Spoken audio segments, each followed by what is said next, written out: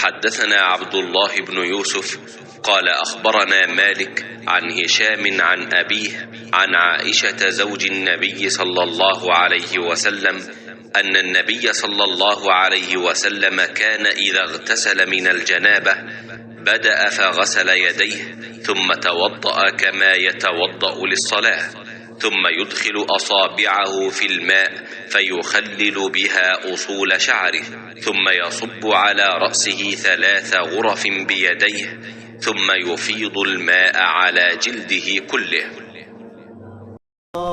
رحمة للعالمين آئینہ رحمت بدن सांसें चरागे इल्म फन। नबी करीम सल्लल्लाहु अलैहि वसल्लम जब गुस्ल फरमाते तो आप सल्लल्लाहु अलैहि वसल्लम पहले अपने दोनों हाथ धोते, फिर उसी तरह वज़ू करते जैसा नमाज के लिए आप सल्लल्लाहु अलैहि वसल्लम वज़ू किया करते थे।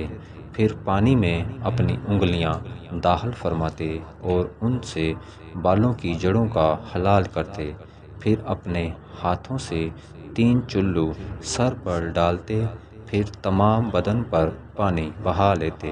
सही बुहारी हदीस नंबर 248। दावा है तेरी चाहत का इस उम्मते गुमराह का।